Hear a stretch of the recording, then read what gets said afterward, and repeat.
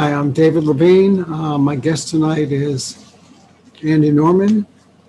He's the author of the book Mental Immunity, Infectious Ideas, Mind-Parasites, and the Search for a Better Way to Think. Okay? And it was just published just a week ago. Okay. Andy directs the Humanism Initiative at Carnegie Mellon University and writes for national magazines. He studies how ideology short-circuit minds and corrupt moral understandings. Then he develops tools that help people reason together in more fruitful ways. So your book caught my attention because you talk about vaccinating the mind. And vaccines are on a lot of people's minds these days. So tell us why you wrote the book, what a mind vaccine is, what's a parasite in your techniques, and also you're a philosopher. Correct. So, yeah, thank you, David. It's a pleasure to be here all. I am a philosopher by training.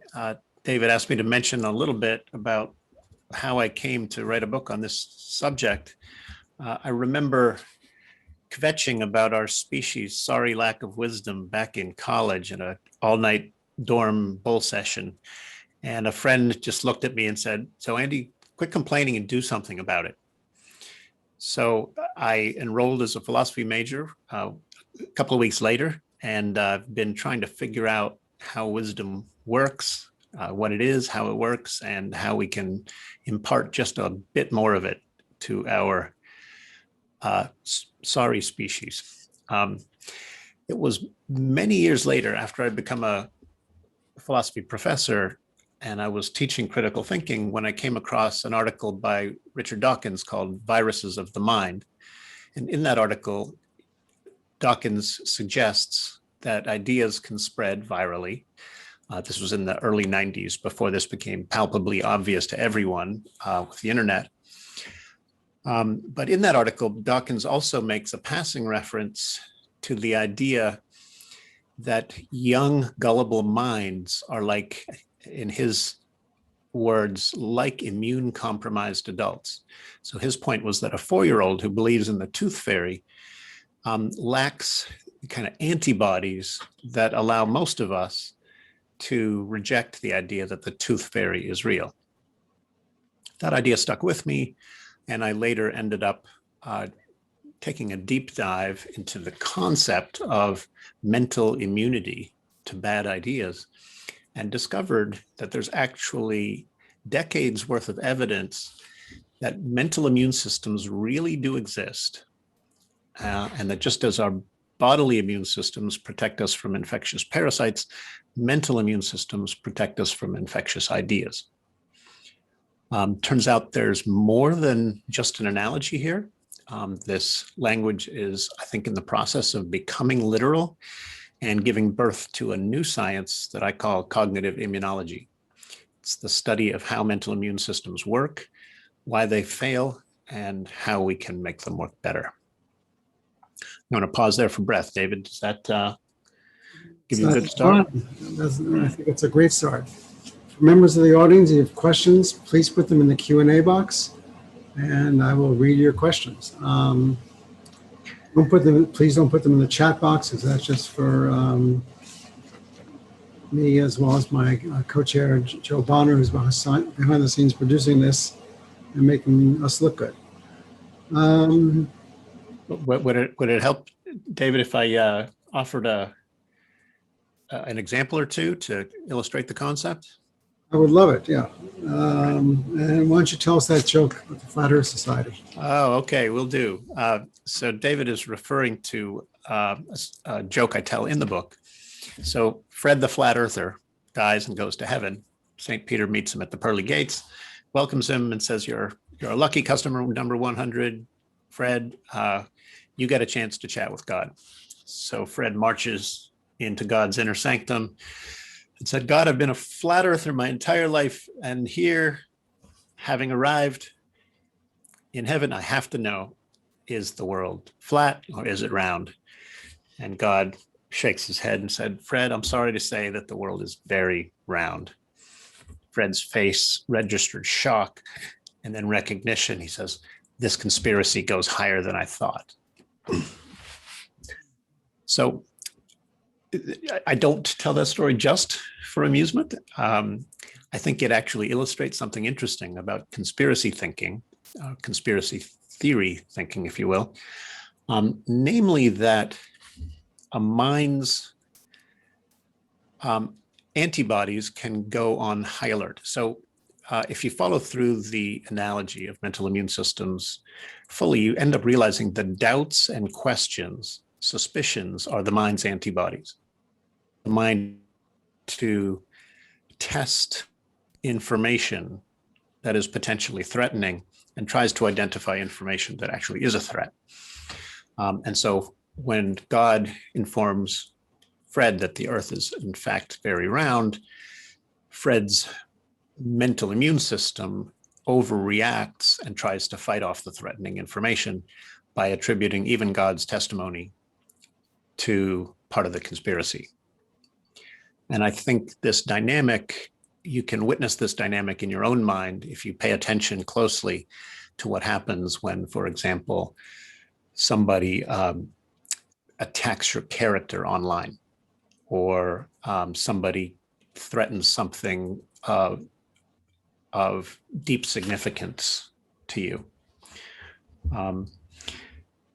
So if you come to see questions and doubts the way I've come to see them, as the antibodies of the mind, you can actually begin to modulate the way in which your mind's immune system reacts to new information, and as a result become better at spotting genuinely bad ideas and weeding out the worst ones.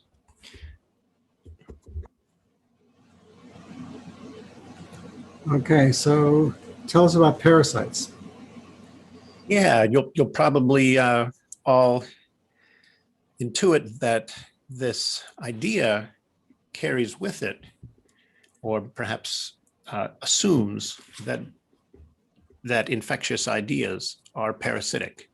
And I actually think that this idea is in the process of going from mere analogy to literal truth. And if you look at the properties of bad infectious ideas, they check all the boxes for parasites. So bad infectious ideas require a host. They can infiltrate a host and begin to create copies of themselves. They can actually induce behavior that causes a mind to spread the bad ideas to other minds. And of course, bad ideas can be harmful of the very people that host them. A very clear example of that is the idea that that you can go to heaven by detonating yourself in the service of God's greater glory, can actually destroy. That's a mind parasite that can actually destroy the host that harbors it. So again, I argue in the book that bad ideas are in fact mind parasites, not like mind parasites, not analogous to mind parasites, but actual mind parasites. And when you get your head around that idea and focus on it in the right way, it kind of creates a lens that allows you to see human culture in a dramatically new way, a way that I think is going to change the human condition as significantly as the germ theory of disease changed the human condition. I like to say that the germ theory of cognitive contagion has arrived. And when we actually learn how to prevent epidemics of harmful ideas from spreading, we can improve the human condition in dramatic ways. Okay, so we talked about, you talked a lot about religion, you talked a lot about Greek philosophy, you talked about a very famous argument. I'm just trying to see it through about Ken Ham and Bill Nye had a debate. Yes. And that debate defied lot. You couldn't convince. Why don't you talk about the debate, and then we can go into some of the ideas. Yeah, so a wonderful story came out of this debate.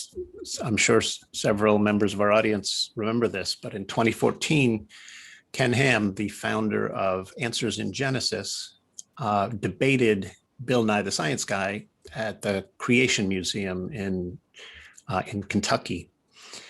And at the conclusion of the debate, the moderator asked both men the question, what would change your mind? And Bill Nye was very clear. He said evidence. And he actually gave some examples of things that would actually force him to change his view that humanity evolved in the way that Darwin suggested.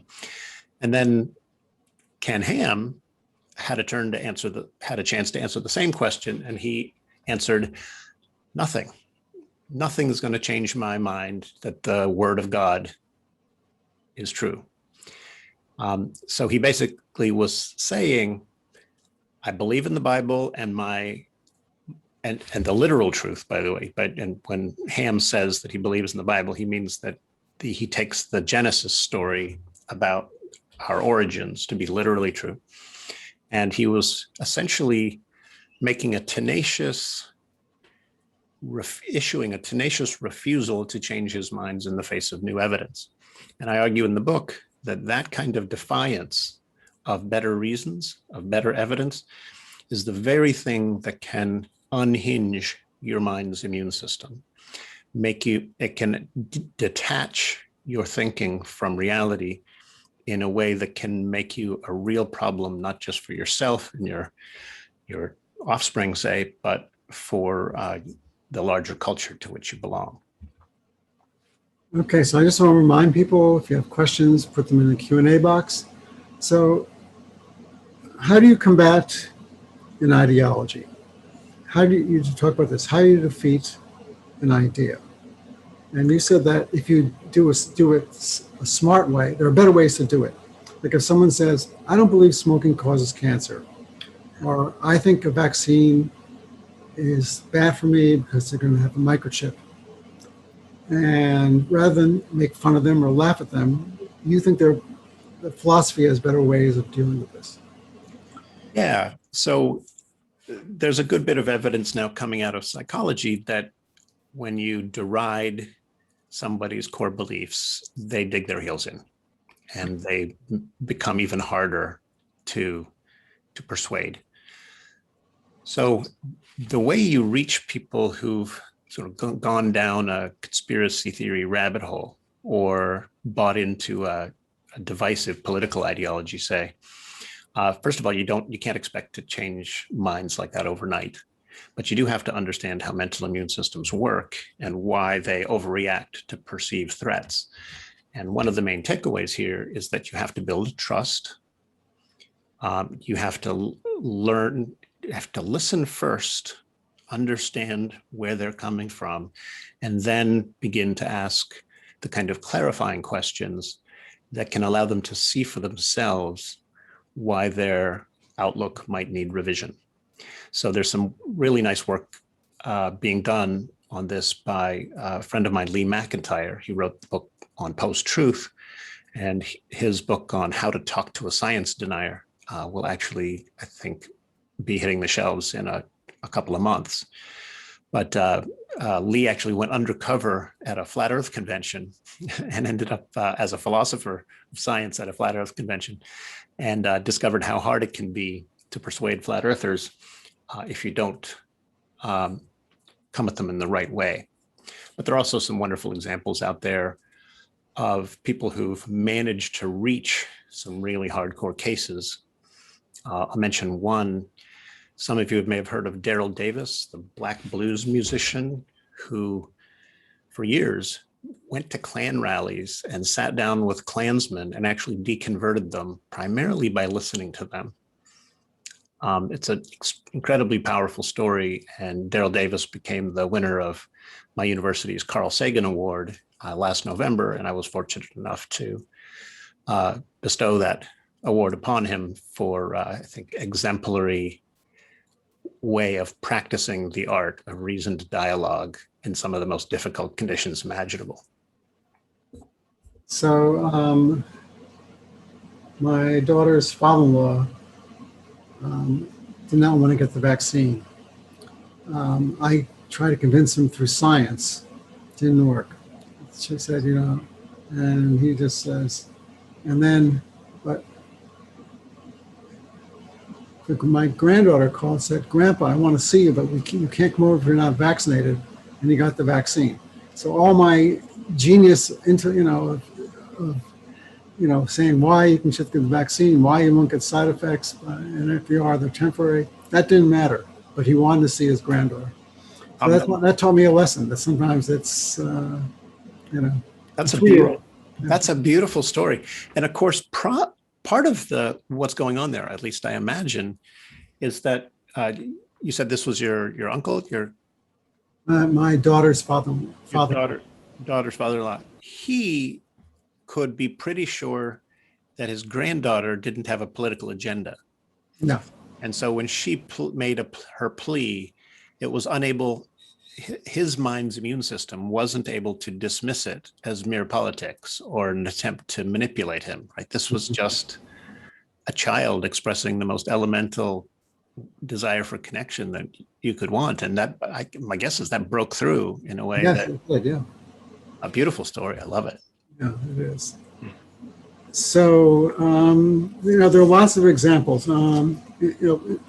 Since vaccines are on everyone's mind, I do point out to people that there are people, it's just not Republicans or right-wing people. The measles vaccine, there are a lot of people in California who are on the left, shall we say, who don't want to get their kids vaccinated because they're afraid of side effects. They're afraid that it would cause autism. Yes. And they do not have measles vaccines for liberal, progressive parents, and the children got measles. And people forget how bad these things were. So and Daniel Kahneman spoke to, said that the way a person, believes something is less to do with their party affiliation, but their belief system. And he said there are people on the left and people on the right who don't trust the government. Yes. There are people, on the left and people on the right who don't trust corporations. And he said, so it's not so cut and dry. That's right. We on the left, I think, often assume that all of the science denial comes from the right, but that's actually not true. There are examples of liberal or progressive science denial.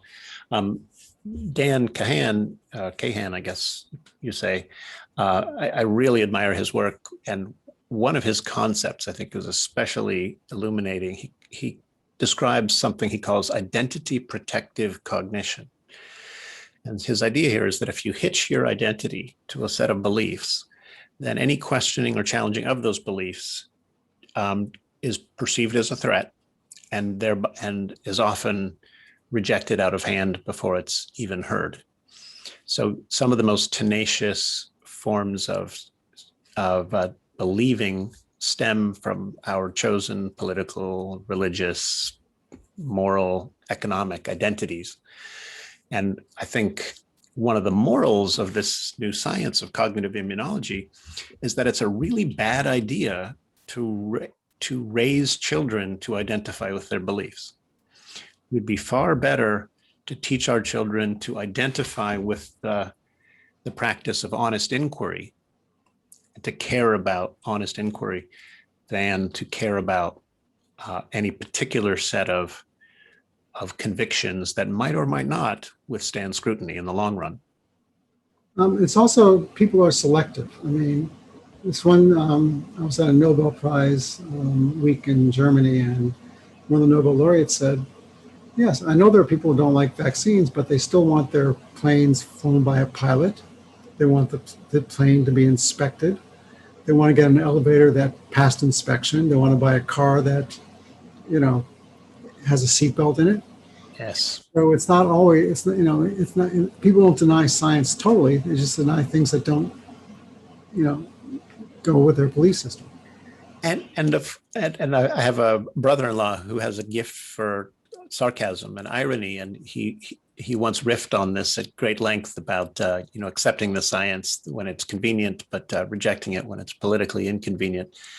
And I mean, I think he managed to put it in a powerful way, because you can't be unscrupulous. Sorry, you can't just be opportunistic in your acceptance or rejection of evidence. You have to be principled about it. And if you're going to accept evidence when it supports your view, you also have to give credence to evidence that weighs against your view. I'm actually seeing in the Q&A window the name of an author of one of my favorite books on complexity theory. Is that the Mitchell Waldrop? I don't know. Anyway, let's read his question. Yeah. Many climate change deniers have mastery of facts and can ask zillions of questions, yet will believe they are wrong, which means that the antibodies you describe aren't working. How do you explain the difference? Yeah, great question. So conspiracy thinking often combines a rejection of many ordinary facts and the acceptance of many alternative facts. So the problem is not that the antibodies aren't working, it's that they're attacking the wrong things. So a well-functioning mental immune system raises questions and doubts about things that are genuinely questionable or genuinely doubtful, and by and large leaves alone the things that are objectively unproblematic. So the real trick here is to attune your mental immune system so that it can actually pick up on subtle clues that something isn't quite right here. So when I say that doubts are the antibodies of the mind, you have to learn to listen to those doubts and kind of zoom in on them with your attention and try to actually see the situation that your doubts are trying to illuminate, because there's usually a complication or difficulty that the doubts are trying to call your attention towards. And some of the best thinkers in the history of science and philosophy were just really good at listening to their doubts, articulating the questions that express those doubts, and then begin to, once they're made explicit, begin to wield them in a way that actually yields real insight. So Mitch just says, I am the author of Complexity. Thank you very much. So here's another question. I think you can prove the human soul is spiritual. Many educated philosophers think the soul is spiritual by definition, and whether or not humans have souls is a matter of opinion. Which of us is wrong? Let's see. Many educated. So I think the soul is spiritual by definition. Well, so I have yet to see, I don't know of any reliable scientific literature about the human soul. And I'm not aware that the human soul is something that can be studied in any reliable way. So perhaps Mr. Romer is referring to work that I'm not familiar with, but the philosophical traditions I am familiar with basically say that the only reason to think we do have a soul is that we have a mind, and that the soul is, if anything, just kind of another way of talking about the mind. It's certainly true that many religious traditions want to believe, are driven by a belief or a hope, I guess, that consciousness of some kind will survive death and persist after death. And perhaps that's the origin of the concept of the soul. I can tell you that the more scientifically minded philosophers I'm familiar with take a pretty dim view of that concept of the soul, and tend to set it aside as more the product of wishful thinking than of scientific investigation. So you quote several people I'm going to talk about. You quote Thomas Friedman, who said America is suffering from a plague of willful ignorance. You also talk about the John Lennon song Imagine. And then you also say the true test of a good idea is its ability to withstand challenges. Yes. And in terms of cognitive antibodies, you said a belief is reasonable if it can withstand the challenges to it that genuinely arise. And you call that the new Socratic model. So I just threw out 10 things.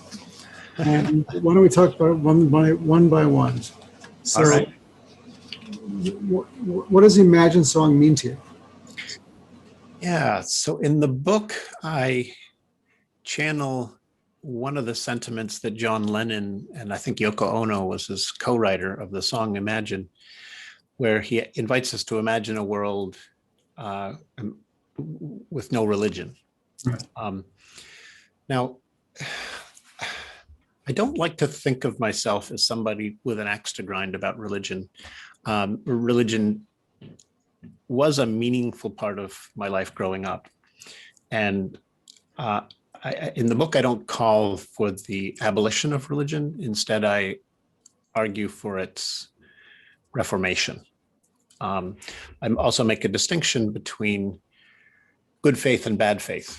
So I think the concept of faith is often used in a perfectly unproblematic and even beneficial way. So if a friend of mine is suffering from despair, I might say to that friend, have faith, things will work out in the end.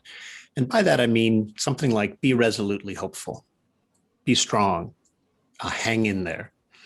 Notice that I can take perfectly secular language and basically substitute it for the somewhat religious concept of faith.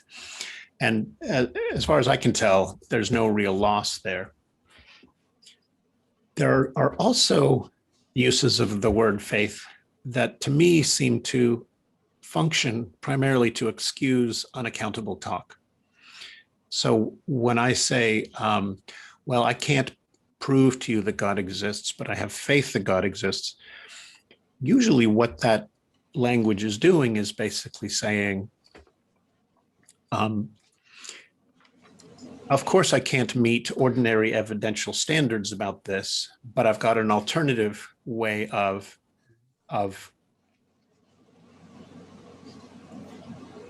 convincing myself that it's permissible anyway. But I don't think you can just toss out standards of accountable talk or defy standards of accountable talk in certain areas of your life and not have it affect you in other areas of your life. In fact, there's a really interesting study that's just come out last year by a research team in Canada led by Gordon Pennycook.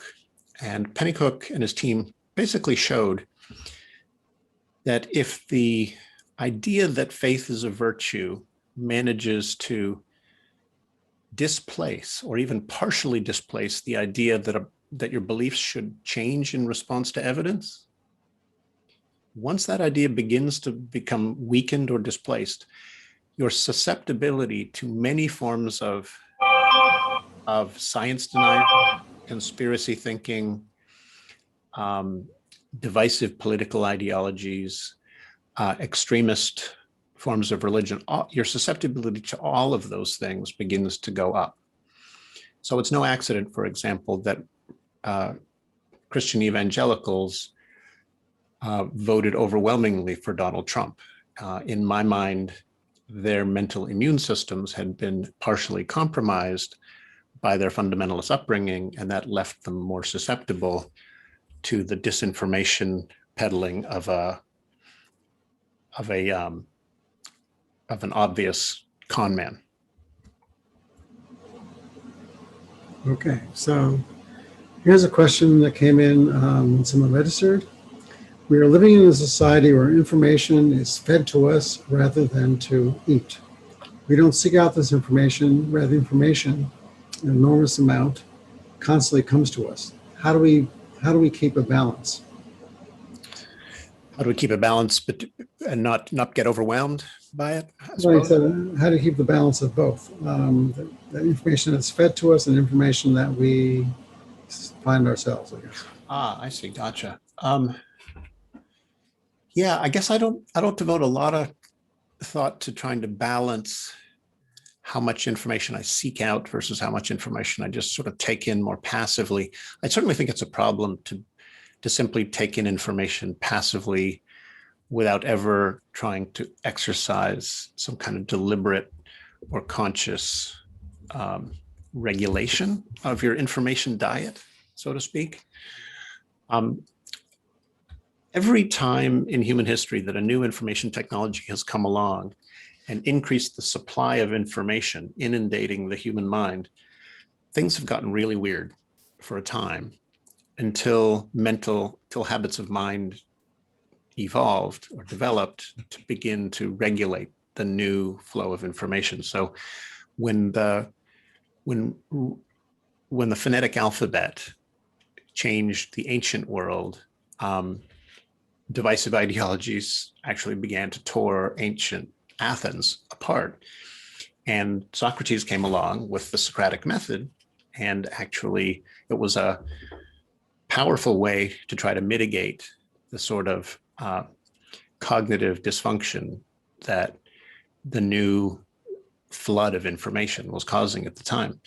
When the printing press created new forms of information in Europe, it caused a huge series of wars between Catholics and Protestants for over 100 years. Catholics slaughtered Protestants and vice versa. And it took a while for Western Europe to actually learn how to deal with the new flow of information in a way that wasn't hugely dislocating of the society. And arguably, when Hitler harnessed the radio, the German people were not prepared. Their mental immune systems were not ready to handle the propaganda that Hitler and Goebbels were dishing out over the radio. And of course, now we have the internet that's changed the nature of the game all over again. And we're seeing cognitive and social dislocation arising in some very frightening ways. Okay, so someone asked, who decides what are bad ideas and mind parasites? Who decides who decides? She writes, this is a minefield. The official story is not always innocent or objective. Under pressure of panic and paranoia, we're developing new skills of skepticism and discernment, question everything, that may provide a better mental immune system than any kind of indoctrination. Okay, this is actually a really deep question, and I'm glad I got it. When people hear the phrase "good idea" and the phrase "bad idea," we tend to assume that we use the term "good idea" to mean idea I happen for perhaps arbitrary reasons to approve of, and bad idea means idea I happen to disapprove of. But we don't have to use those words that way. We can instead use them to mean ideas. We can use good idea to mean idea that objectively has good making properties, or wellness promoting properties like truth and usefulness, and we can use the term bad idea to mean ideas that really do have objectively problematic properties. And philosophers have been doing this for thousands of years. You can't do philosophy if you just assume that all ideas are equally okay, or that it's all relative, what is right or what is wrong.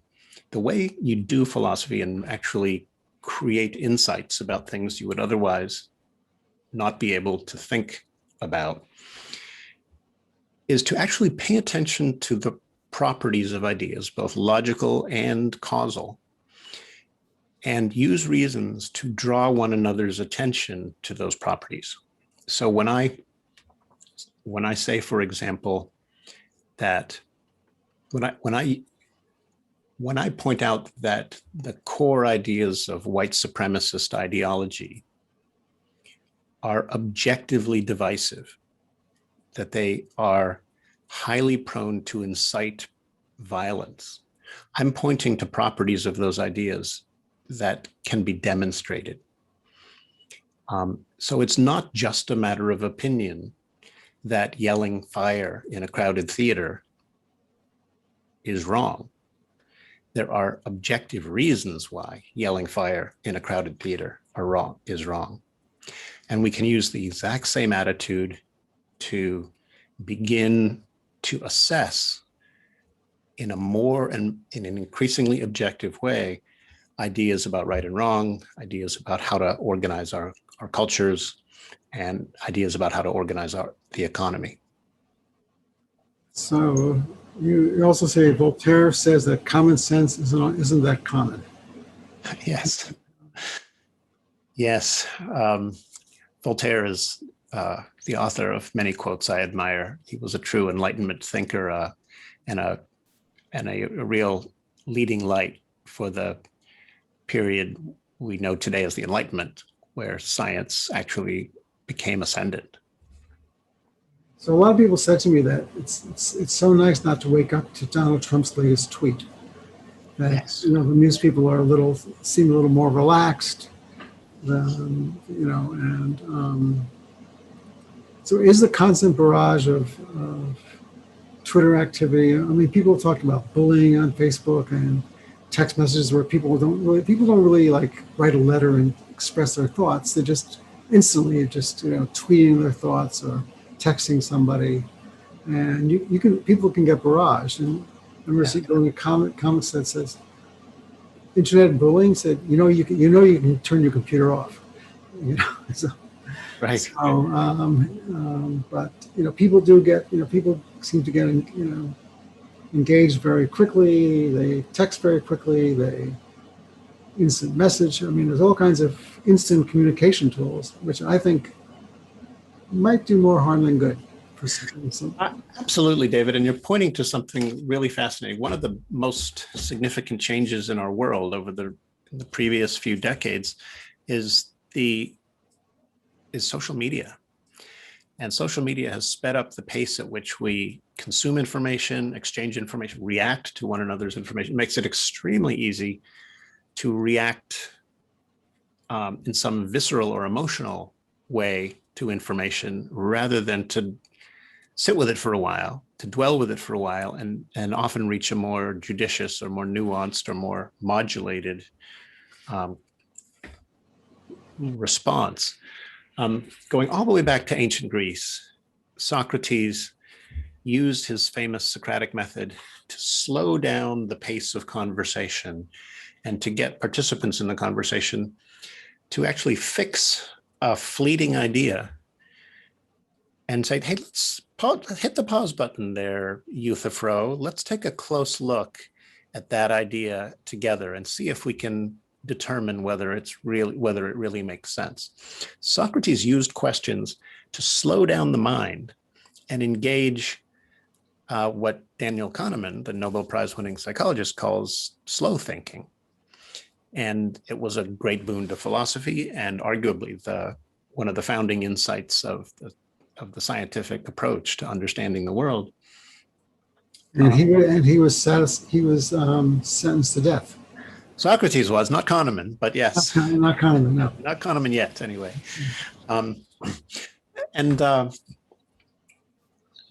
What else did I want to add to that? It'll come back to me in a minute, but let me pass the ball back to you. Okay, so what is the origin of a typical infectious idea, and how does it take hold of a mind? So let's, maybe you and I can think of an infectious idea like the virus, the coronavirus, was man-made. Most people say it's not. Yeah. But now Joe Biden wants that investigated, and right. And the World Health Organization said it wasn't, and he said, "Well, I'd like to look again." And so, a lot of people have a hard time giving up a belief. That's certainly true. Let's so at least some versions of the belief you're you're mentioning involve a conspiracy on the part of Chinese scientists, or an accident. or an accident, or an inadvertent escape of. Now, I actually think that the possibility of an inadvertent escape from a Chinese lab is worth investigating, and in fact, there's some reason out there to think that that's more likely than we thought back when, in the height of the presidential election, this whole issue first made it just look like a political ploy. But if you look at, so conspiracy theories generally attribute powerful forces to intentional conspirators to explain a whole range of ills or phenomena that people otherwise struggle to make sense of. And we know this about the human mind. We over attribute agency to things. So the human mind has a tendency to look for agency and find it where it isn't. Our agency detection system registers many false positives. Some people think that the attribution of God's agency is an artifact of this overactive agency detection mechanism in the mind. But you can also see that very same mechanism at work in conspiracy thinking. It may be very hard to imagine how a distributed set of economic forces might lead to the difficult financial plight you're in, and it's somehow easier to. It's a very seductive idea that a small set of very powerful conspirators is orchestrating the International Monetary Fund and the global economy in ways that disadvantage you. It's a seductive idea. It's a sexy idea. And there's lots of reason to think that it co-opts certain subroutines in the mind and leave people in conspiracy theory rabbit holes. So that would be one example of an infectious idea that spreads. I mean, think about QAnon, right? The idea that a cabal of Satan-worshiping pedophiles working out of a pizzeria basement runs the US government. I mean, the absurdity of it is ridiculous, but we can actually use digital forensics to actually trace the evolution of the QAnon conspiracy theory. And it spreads and mutates and grows and infects minds and changes political behavior. And you can actually, and information epidemiologists can now document almost the precise history of the evolution of the QAnon mind virus. So that's a clear example, but there are garden variety mind parasites, garden variety infectious ideas that infect every single one of our minds. And it's constant work to try to weed out a few every day so that you can become marginally wiser. Well, I know that, like, when I was growing up, there were 3 TV stations. There was ABC, NBC, and CBS. They had evening news shows. They were not to the right, not to the left. They just reported the news. People, Walter Cronkite was the most trusted person in America. Yes. And now we have, people can choose to watch Fox News. People can choose to watch CNN, MSNBC. People can watch even worse, than Fox, in my opinion, anyways, OWN and stuff. Yeah. And do you think the lack, but I mean, it is nice, of course, not to have to, watch the news at 6:30. It's nice to be able to watch on demand, things like that. There are some nice things that come out of it. But do you worry that, people are tending to go to the sources that tell them things they like Trump, won the election? Sure. And Alex Jones, right, is becoming a rich man by peddling conspiracy theories and disinformation over the internet. And it's actually become a lucrative lifestyle for many peddlers of disinformation. And we have to change that, I think, if we're going to thrive together in this information, in this hyper-connected world we've built for ourselves. Well, how do we make our minds immune to this? Right. Well, so there's really two ways to deal with our disinformation problem. Either you try to stem it at the source end or at the supply, the disinformation supply end, and that typically involves something like censorship or deplatforming the Alex Joneses of the world.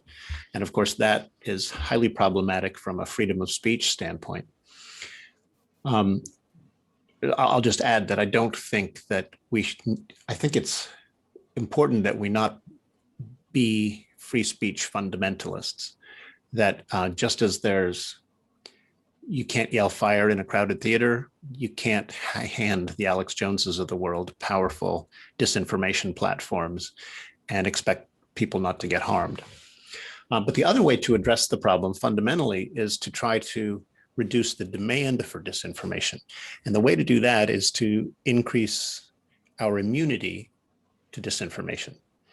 Make it so people don't ask for it, people don't demand it, people don't seek it out, people don't believe it, people just dismiss it, people ignore it, don't forward it or with others. So the traditional way of thinking about boosting mental immunity is to teach critical thinking skills. And I think that's fine as far as it goes. The problem is it doesn't take us very far.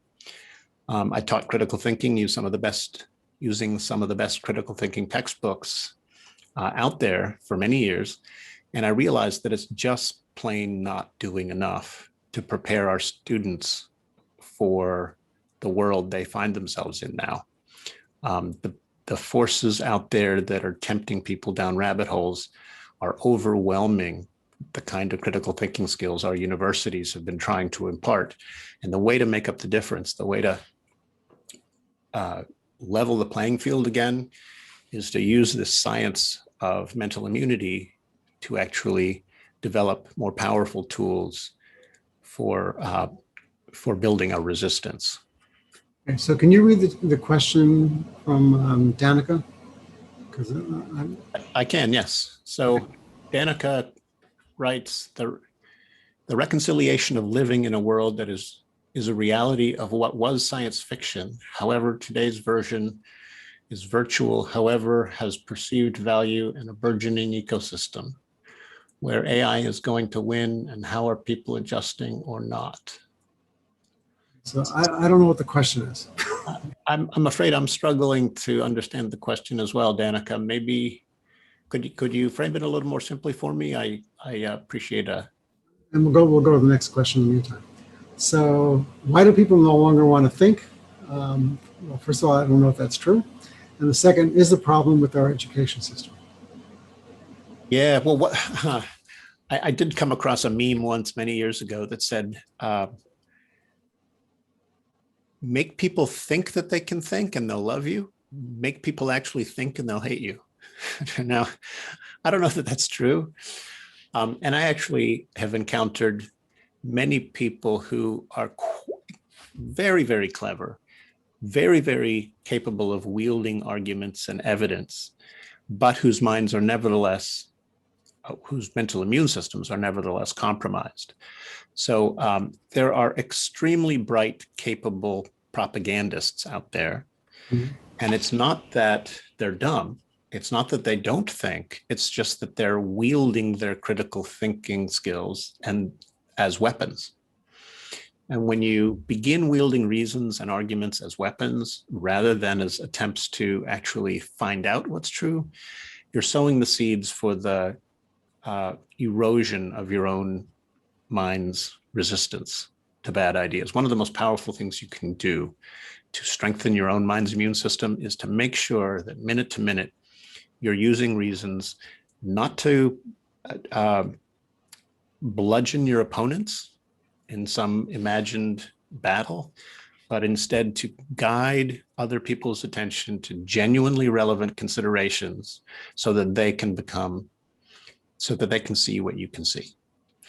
If you take care to always use reasons in the second way rather than the first, your mind's immune system will get stronger rather than erode in the way that culture wars tend to erode mental immune systems.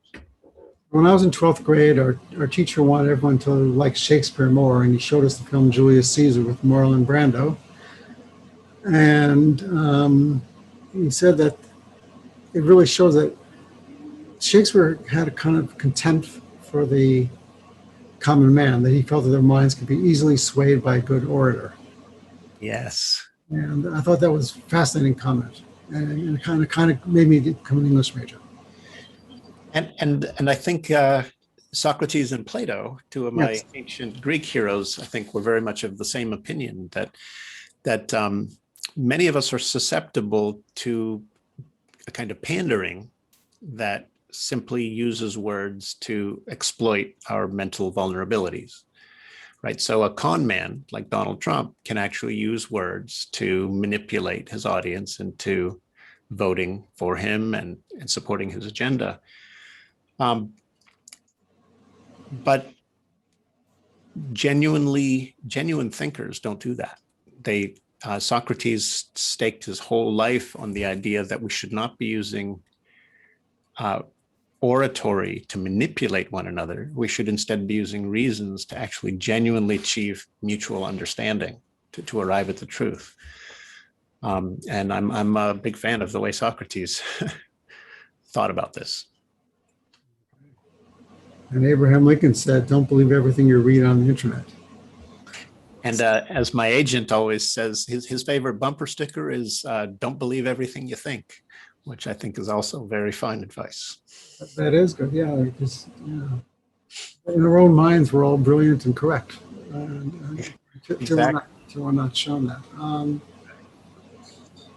So why don't you show a copy of your book and tell people where they can get it? Yeah, well, thank you, David. So yeah, it's called Mental Immunity, Infectious Ideas, Mind-Parasites, and the Search for a Better Way to Think. It's published by Harper Wave, and it is available on Amazon, Barnes & Noble, pretty much wherever books are sold. And they hit the shelves just recently, and you shouldn't have any trouble getting one. Okay, so Dana came back with how the mind and thinking reacts to a world that is virtual. Okay, Danica, I see now. Thank you. That's fascinating. I'm thinking of, among other things, this new technology called deep fakes. So apparently the ability to create artificial videos featuring arbitrary people's faces that are so good that your typical viewer of the video can't even tell that the person depicted wasn't even there, that it's all a construction, sort of a artificial, what's the word, special effects kind of thing. Think about the conviction of Derek Chauvin in the George Floyd trial. One of the reasons he was convicted was that there was just irrefutable video evidence that he had essentially murdered George Floyd. We're on the cusp of a world where for a few dollars, people can produce videos like that and superimpose almost anybody's face over Derek Chauvin's face and make him look and create something that looks like evidence that that person is a murderer. What kind of world will that create? That's a scary prospect to me. And of course, that's just one way in which the technologies of virtual imaging can affect us. But it's we don't seem to have the relevant checks in place to navigate such a world wisely. And I do worry about this. One thing about the internet, though, is that I think it helped a lot of people during the pandemic because they were able to communicate more. They were able to watch educational videos. They were able to talk with their families. And, if this was in the 1970s or Shakespeare's time, not all of us would come out writing King Lear. And so I was very happy to see my grandchildren and children on Zoom when I couldn't go out. And people took exercise classes and things like that. So there are some good uses for technology. I think technology is pretty neutral, but it can be misused. And the economic dislocation of this pandemic and the social distancing was so much reduced by the fact that we were able to conduct so much business via technologies like this one, Zoom. And so in some ways, we're extremely fortunate to have these technologies around right now. So yeah, technologies often have dark and light sides, right? Both clouds and silver linings. And every technology that's come along has been warned that it's going to be the end of the world, that the TV, that people wouldn't eat together at dinner anymore, they'd be watching TV shows. Minnow called it a vast wasteland. Yes, was it Marshall McLuhan or something, I think, said that? Something like that. He was something. He did something else. But I remember seeing this thing in quote saying, "Children don't respect their parents anymore. Society is falling apart." It was actually written by Aristotle. It was in a psychiatrist's office. Wow. How about that? Every time there's a new technology, like you said, the printing press, people went to war over it. You know, people line up for iPhones. You know, I mean, I don't want to be the first on a new plane. I don't want to be the first to try out a new phone. You know. And I think that speaks in some ways to the way in which our minds try to simulate the future. So when you see a new technology come along and you try to imagine the effect it'll have on our society, you imagine a world in which that technology has taken the place of an existing technology. And you probably imagine that almost everything else remains more or less the same, and then things work out badly.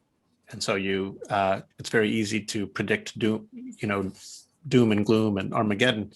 But of course, we have enormous power to adapt and adjust to the dislocations these technologies bring. And often our capacity to imagine how societies will adapt is very weak in comparison to what would be needed to do a genuinely predictive model. I also think if people want, like right now, we have people aren't rushing to get vaccines. We have too many vaccines. In January and February, people were spending hours and hours on the computer trying to find an appointment. Then it might get canceled, and they were on 3 different browsers and all these things. And now in Ohio, they're giving $5 million, 5 people will win $1 million. Students will win a year of, free college education to get vaccinated. Right. And or in New York, tickets, Governor Cuomo said the Islanders is sold out tonight. If you want to go to the Islanders, get vaccinated, we'll give you a seat. It's amazing that it's, when I used to work at Lung Association, people said the vaccine rates are so low. How do you get people to get a vaccine? I said, announce there's a great shortage. Okay. Anyway, my guest tonight is first time I've interviewed a philosopher on this show, Andy Norman, and show your book again, and we'll say goodnight. And all right. Next week, I think we're taking a week off. I'm waiting to hear from someone in India about doing a show about Indian variants. Not sure it'll work out, but in 2 weeks, I'm having Brian Mallow as my guest, who is a science comedian, and is going to talk about some humor, how he spent the year, trying to be a comedian. So, and then we're going to go back to the variants and all kinds of things. So anyways, thank you everyone for listening in. Thank you, Dr. Norman, pleasure. And stay safe, and everyone have a nice summer, have a nice Memorial Day weekend. I'm not rushing to fly anywhere because the planes are all sold out. It's going to be millions of people. I don't know, but whatever you do, enjoy the weekend, enjoy the weather, and be outside as much as you can. Okay, take care, everybody. Thank you. Thank you, and good night.